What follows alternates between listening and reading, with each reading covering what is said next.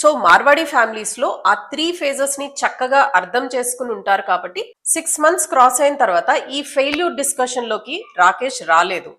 Most of the people succeed అవుతారు. Definite గా మనం కొన్ని ఫైనాన్షియల్ మిస్టేక్స్ ని అవాయిడ్ చేయగలుగుతాం. Most of the people wealth ని క్రియేట్ చేసుకోవడానికి ఎందుకు స్ట్రగుల్ అవుతున్నారు అంటే ఫస్ట్ 2 మంత్స్ బానే ఉంది, ఆ తర్వాత వార్ న్యూస్ స్టార్ట్ అయింది. కానీ మనం అర్థం చేసుకోవాల్సిన విషయం ఇది ఫెయిల్యూర్ స్టేజ్ కాదు, ఇది ఫౌండేషన్ ఫేజ్. ఎసర్ట్ ఎలకేషన్ అంటే ఏంటి, రిస్క్ టాలరెన్స్ అంటే ఏంటి, కాంపౌండింగ్ అంటే ఏంటి, మనం నేర్చుకున్న స్కిల్స్ మన లైఫ్ కి వాల్యూ యాడ్ చేస్తాయి, కొత్త ఆపర్చునిటీస్ ని తీసుకుని వస్తాయి. హలో, ముగ్గురు ఫ్రెండ్స్ ఉన్నారండి, రమేష్, సురేష్ అండ్ నరేష్. ముగ్గురు ఒకటే రోజున 3 డిఫరెంట్ డెసిషన్స్ తీసుకున్నారు. ఒకళ్ళు వెయిట్ లాస్ అవ్వాలని, ఒకళ్ళు వాళ్ళ ఇన్వెస్ట్మెంట్ స్టార్ట్ చేయాలని, మరొకళ్ళు యూట్యూబ్ ఛానల్ స్టార్ట్ చేయాలి అని. ఒక 6 మంత్స్ అయిన తర్వాత ముగ్గురు వాళ్ళ టార్గెట్ ని వాళ్ళు రీచ్ అవ్వలేదు. ముగ్గురు డిసప్పాయింటెడ్ గా ఫీల్ అయ్యారు. ముగ్గురు వాళ్ళ ఫెయిల్యూర్స్ ని వాళ్ళల్లో వాళ్ళు డిస్కస్ చేసుకుని, ఓ నువ్వు కూడా టార్గెట్ రీచ్ అవ్వలేదా, ఓ నేను కూడా అవ్వలేదు, ఓ నేను కూడా ప్రయత్నించాను, నేను కూడా చాలా కష్టపడ్డాను, ఇలా వాళ్ళ ఫెయిల్యూర్ స్టోరీస్ ని డిస్కస్ చేసుకుని స్లోగా ముగ్గురు వాళ్ళ టార్గెట్ ని వాళ్ళు వదిలేశారు. వాళ్ళ బ్యాచ్ లోనే ఇంకొక అతను రాకేష్, అతను కూడా వీళ్ళలాగానే టార్గెట్ పెట్టుకొని తన వర్క్ తను చేసుకుంటున్నాడు. 6 మంత్స్ క్రాస్ అయిన తర్వాత ఈ ఫెయిల్యూర్ డిస్కషన్ లోకి రాకేష్ రాలేదు. తన పని తను కామ్ గా చేసుకుంటూ ఈ ఫెయిల్యూర్ డిస్కషన్స్ పెట్టుకునే వాళ్ళ గురించి పెద్దగా పట్టించుకోకుండా తన ఇన్వెస్ట్మెంట్స్ తను కంటిన్యూ చేసుకున్నాడు, తన జిమ్ తను కంటిన్యూ చేసుకున్నాడు, తన యూట్యూబ్ ఛానల్ ని తను కంటిన్యూ చేసుకున్నాడు. 3 కలిపి చేశాడు ఈ పిల్లాడు. ఒక 1000 డేస్ అయినప్పటికీ, అంటే నియర్లీ 3 ఇయర్స్ అయినప్పటికీ ఈ రాకేష్ ను చూసి సురేష్ కి, రమేష్ కి, నరేష్ కి, వీళ్ళ ముగ్గురికి ఎట్లా వీడు ఇలా అచీవ్ చేశాడు, వీడు మనతో పాటే ఉన్నాడే, వీడికి ఎట్లా సక్సెస్ వచ్చింది అని ఆశ్చర్యపోయారు. ఈ ఐడియా ఇస్ వెరీ పవర్ఫుల్ అండి. Most of the Marwari business families లో ఈ 1000 డే రూల్ ని క్వైట్ గా ఇంప్లిమెంట్ చేస్తారు. అందుకే వాళ్ళ బిజినెస్ లో ఫెయిల్యూర్ అనేది చాలా తక్కువ పర్సెంటేజ్ లో ఉంటుంది. Most of the people succeed అవుతారు. ఈ ఫార్ములా ఏంటి, ఈ ఫార్ములాను మనం ఎలా ఇంప్లిమెంట్ చేయాలి, ఎలా ఇంప్లిమెంట్ చేస్తే మనకి సక్సెస్ ఆల్మోస్ట్ గ్యారంటీ అవుతుంది, ఇలా విషయాలు ఈ రోజు వీడియోలో మనం డిస్కస్ చేసుకుందాం. వీడియో స్టార్ట్ చేసే ముందు ఒక చిన్న విషయం చెప్తానండి. మనం ఎంటర్టైన్మెంట్ కోసం చాలా వీడియోస్ చూస్తూ ఉంటాం.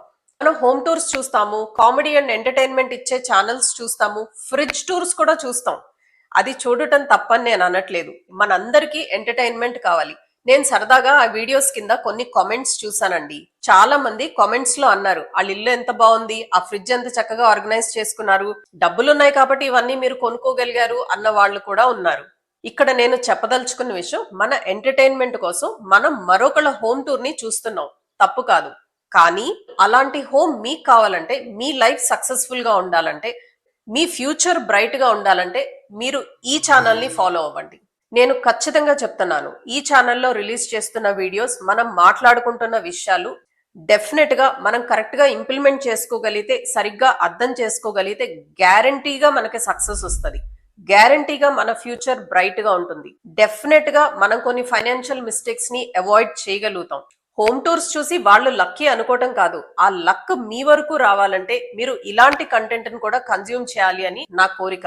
So please watch the video till the end. మీకు నచ్చితే లైక్ చేసి, కామెంట్ చేసి నలుగురితో షేర్ చేయండి, అది నాకు కూడా యూస్ఫుల్ గా ఉంటుంది. ఫస్ట్ మనందరిలో ఉన్న ప్రాబ్లం ఏంటో ఐడెంటిఫై చేద్దామండి. This is a very very common problem. చూడండి, మనం అనుకున్న ఎగ్జాంపుల్లో ఆ సురేష్, రమేష్ వీళ్ళందరూ చాలా ఎంతూజియాజంతో ఎస్ఐపి స్టార్ట్ చేశారు. ఫస్ట్ మంత్ ఎంతూజియాజం ఉంటుంది, సెకండ్ మంత్ మోటివేషన్ ఉంటుంది, థర్డ్ మంత్ మనం ఒకసారి పోర్ట్ఫోలియో వైపు చూసుకుంటే మార్కెట్ లో అప్స్ అండ్ డౌన్స్ సహజం కాబట్టి పోర్ట్ఫోలియో నెగిటివ్ గా ఉంటుంది. స్పెషల్లీ ఇప్పుడు వార్ జరుగుతుంది, ఇలాంటప్పుడు మన పోర్ట్ఫోలియో కంప్లీట్ గా రెడ్ లో ఉండుంటుంది. అక్కడ భయం స్టార్ట్ అవుతుంది. గబగబా మనలో చాలా మంది చేసే మిస్టేక్ ఏంటి, ఎస్ఐపిస్ ని స్టాప్ చేస్తాము, లేదా మనం ఏ ఫండ్ లో ఇన్వెస్ట్ చేస్తున్నామో ఆ ఫండ్ లో నుంచి డబ్బులు తీసి వేరే ఫండ్ లో పెట్టేయాలని చూస్తాము. ఇంకా కొంతమంది అయితే అసలు మార్కెట్ నుంచి బయటికి వెళ్ళిపోతారు. ఇది కేవలం డబ్బుల విషయంలో అనే కాదండి, ప్రతి విషయంలోనూ మనం చేసే మిస్టేక్ ఇదే.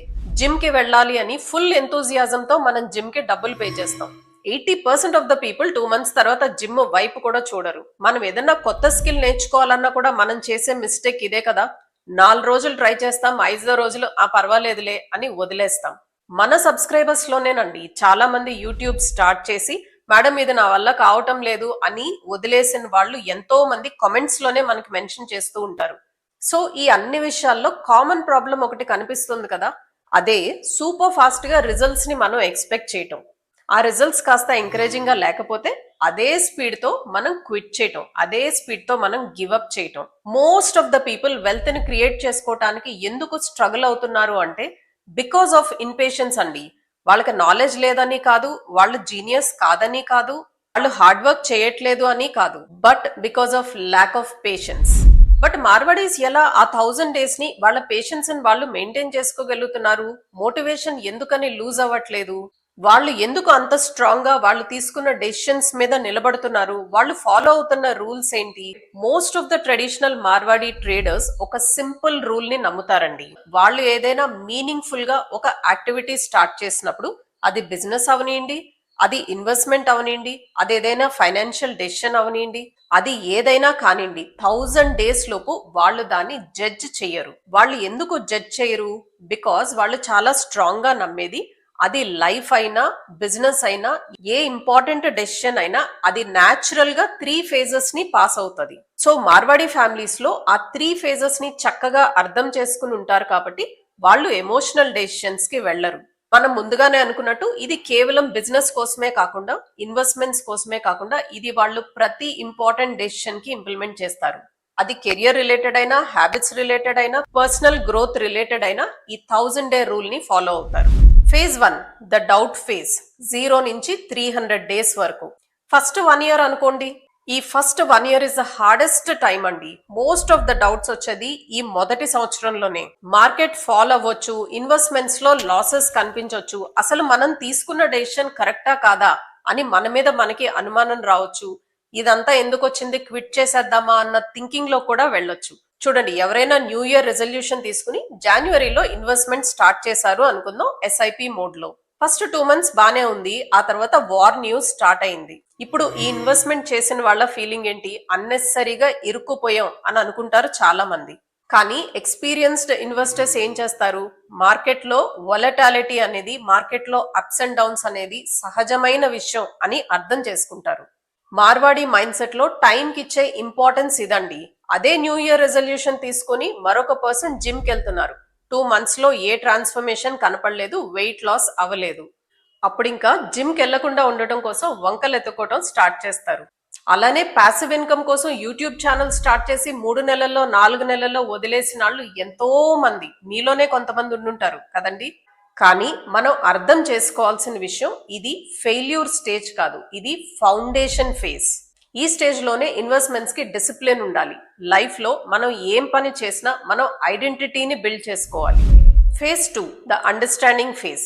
ఇది యూజువల్ గా 300 డేస్ నుంచి 600 డేస్ వరకు అనుకుందాం. సెకండ్ ఇయర్ అని అనుకుందాం. ఒక సంవత్సరం పాటు మనం కన్సిస్టెంట్ గా మనం తీసుకున్న డెసిషన్ మీద మనం స్టాండ్ అవటం వల్ల ఒక చిన్న ఇంట్రెస్టింగ్ డెవలప్మెంట్ ని మనం చూడటం స్టార్ట్ చేస్తాం. ఈ స్టేజ్ లో మన పోర్ట్ఫోలియోస్ కాస్త బెటర్ గా అనిపిస్తాయి. మార్కెట్ ఫాల్ ని చూసి మనం భయపడం, అప్స్ అండ్ డౌన్స్ ని చూసి మన ఎస్ఐపిస్ ని మనం స్టాప్ చెయ్యం, ప్రతి మార్కెట్ మూమెంట్ కి రియాక్ట్ అవటం తగ్గించుకుంటాం, ఇన్వెస్ట్మెంట్స్ గురించి నేర్చుకోవటం మనం స్టార్ట్ చేస్తాం. ఎసర్ట్ ఎలకేషన్ అంటే ఏంటి, రిస్క్ టాలరెన్స్ అంటే ఏంటి, కాంపౌండింగ్ అంటే ఏంటి, ఇలాంటి కాన్సెప్ట్స్ ని మనం ఈ స్టేజ్ లోనే నేర్చుకుంటాం. మన జిమ్ ఫ్రెండ్ కూడా ఈ విషయం స్పష్టంగానే అర్థమవుతుందండి. ఒక సంవత్సరం తర్వాత జిమ్ కి వెళ్ళటం అనేది నార్మల్ విషయం అయిపోతుంది. స్లోగా మజిల్ బిల్డ్ అవటం స్టార్ట్ అవుతుంది. దిస్ అప్లైస్ టు ఎవ్రీథింగ్ అండి. మనం స్కిల్ నేర్చుకునేటప్పుడు కూడా second year feels more reliable, more trust worthy. ఈ ఫేజ్ లో మ్యాసివ్ రిజల్ట్స్ కనిపించకపోవచ్చు, కానీ మనకి నమ్మకం కుదురుతుంది. ఈ ఫేజ్ వచ్చినప్పటికీ మీరు బిగినర్ కాదు కాబట్టి క్విట్ చేయాలి అన్న ఆలోచన రాదు. ఈ ఐడెంటిటీ షిఫ్టే మోస్ట్ పవర్ఫుల్ ఫేజ్. ఈ ఫేజే మీ ఫ్యూచర్ గ్రోత్ కి నాంది.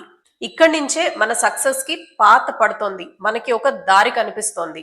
మనం వెళ్ళాలనుకున్న రోడ్డు కాస్త క్లీన్ గా, విజిబుల్ గా మనకి కనిపిస్తుంది. ఒక్కసారి ఆలోచించండి, ఈ ఫేజ్ లోకి మనం ఎలా ఎంటర్ అయ్యాం? మనం చాలా తెలివైన వాళ్ళమనా, చాలా సూపర్ డెసిషన్స్ తీసేసుకున్నామనా? కాదండి, కేవలం కన్సిస్టెన్సీ వల్ల. Right? Phase 3 compounding phase. 600 days నుంచి 1000 డేస్ వరకు అనుకోండి, లేదా థర్డ్ ఇయర్ అనుకోండి. This is the most interesting phase అండి. స్లోగా కాంపౌండింగ్ దాని పవర్ ని చూపించడం ఈ ఫేజ్ లో స్టార్ట్ చేస్తుంది. ఫాల్ అయిన మార్కెట్ రికవర్ అవటం మనకి ఈ ఫేజ్ లో కనిపిస్తుంది. ఒకప్పుడు లాసెస్ లో రెడ్ లో కనిపించిన మన పోర్ట్ఫోలియో స్లోగా గ్రీన్ లోకి కన్వర్ట్ అవుతుంది. మనకి ప్రాఫిట్స్ కనిపిస్తాయి. కన్సిస్టెంట్ గా 2 సంవత్సరాల నుంచి మీరు డిసిప్లిన్డ్ గా ఎస్ఐపిస్ చేస్తున్నారు కాబట్టి మీకు ప్రైస్ యావరేజింగ్ జరుగుంటుంది. మన పోర్ట్ఫోలియో సడన్ గా గ్రో అవటం మనకు కనిపిస్తుంది. This is how exactly life works అండి. జిమ్కి వెళ్ళటం వల్ల, ఫిట్నెస్ వల్ల మన హెల్త్ ఇంప్రూవ్ అయి ఉంటుంది. మనం నేర్చుకున్న స్కిల్స్ మన లైఫ్ కి వాల్యూ యాడ్ చేస్తాయి, కొత్త ఆపర్చునిటీస్ ని తీసుకుని వస్తాయి. దాంతో మన కెరియర్ లో సడన్ ఇంప్రూవ్మెంట్, సడన్ గ్రోత్ కనిపిస్తుంది. చాలా మంది అప్పుడు మన దగ్గరకు వచ్చి యు ఆర్ వెరీ లక్కీ అంటారు. కానీ వాళ్ళకి తెలియని విషయం, ఆ లక్ వెనుక 1000 days ఆఫ్ కన్సిస్టెన్సీ ఉంది, 1000 days of me hard work ఉంది, 1000 days ఆఫ్ మీ పేషెన్స్ ఉంది, రైట్? సో మార్వాడీస్ యూజ్ చేసే ఈ 1000-day రూల్ ని మనలో చాలా మంది ఇంప్లిమెంట్ చేయలేకపోతున్నారు. ఎందుకు? బికాస్ ద సాడ్ ట్రూత్ అండి, మోస్ట్ ఆఫ్ ద పీపుల్ చేసే మిస్టేక్, నేను ఇన్వెస్ట్మెంట్స్ లోనే ఉన్నాను అనుకుంటారు. కానీ మ్యూచువల్ ఫండ్స్ నుంచి స్టాక్స్ కి, స్టాక్స్ నుంచి క్రిప్టోస్ కి, క్రిప్టోస్ నుంచి గోల్డ్ కి, గోల్డ్ నుంచి మరి ఇంకెక్కడికో ఇలా హాప్ చేస్తూనే ఉంటారు. మనం ఇన్వెస్ట్మెంట్ డెసిషన్ తీసుకునేటప్పుడు మనం ఎందుకు ఇన్వెస్ట్ చేస్తున్నామో, మన గోల్ ఏంటో, మనకి అవసరమైతే ఒక 10 రోజులు దాని గురించి ఆలోచించి రీసెర్చ్ చేసి డెసిషన్ తీసుకోవాలి. ఒకసారి డెసిషన్ తీసుకున్న తర్వాత సరైన అండర్స్టాండింగ్ లేకుండా ఇక్కడి నుంచి అక్కడికి, అక్కడి నుంచి ఇంకో దానికి ఇలా షిఫ్ట్ అవటం వల్ల మనకి పెద్దగా ఉపయోగం ఏమీ ఉండదు. Same thing applies to life. Gym లో జాయిన్ అయిన వాళ్ళు కంటిన్యూస్ గా జిమ్ చేయరు, 4 రోజుల తర్వాత యోగా అంటారు.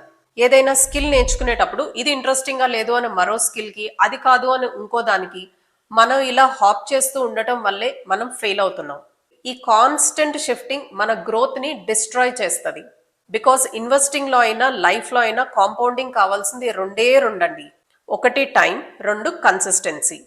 ఈ 1000-day రూల్ ని మన లైఫ్ లో మనం తీసుకునే ప్రతి ఇంపార్టెంట్ డెసిషన్ కి అప్లై చేయొచ్చు. ఎస్ఐపి స్టార్ట్ చేస్తున్నారా? Give it 1000 days. కొత్త స్కిల్ నేర్చుకుంటున్నారా? Give it 1000 days. హెల్త్ ని ఇంప్రూవ్ చేసుకోవాలనుకుంటున్నారా? 1000 days. ఒక కొత్త డిసిప్లిన్ ని అలవాటు చేసుకుంటున్నారా? 1000 days. బికాస్ లైఫ్ లో ఏ మీనింగ్ఫుల్ చేంజ్ రావాలన్నా అది క్విక్ గా జరిగిపోదు. మీరు ఇప్పుడు ఇస్తున్న ఆ 1000 days మీ నెక్స్ట్ 20 years ని, మీ నెక్స్ట్ 30 years ని ట్రాన్స్ఫార్మ్ చేస్తుంది. సో ఈ మార్వాడి 1000-day రూల్ అనేది it is not just about time అండి, it is about what you become in that 1000 days. It is about your patience, it is about your consistency, it is about your long term thinking. అది మీ డబ్బు విషయంలో అయినా, మీ health విషయంలో అయినా, మీ career విషయంలో అయినా, మీ success విషయంలో అయినా, rule is same. I hope you all like this video. Please subscribe. Video నచ్చితే మీ ఫ్రెండ్స్ అండ్ ఫ్యామిలీతో షేర్ చేయండి. లైక్ చేసి కామెంట్ చేయండి. మీరు ఎన్ని లైక్స్, ఎన్ని కామెంట్స్ చేస్తే యూట్యూబ్ అంతమందికి ఈ వీడియోని రికమెండ్ చేస్తుంది. Thank you so much for watching till here. I'll see you again. Bye bye.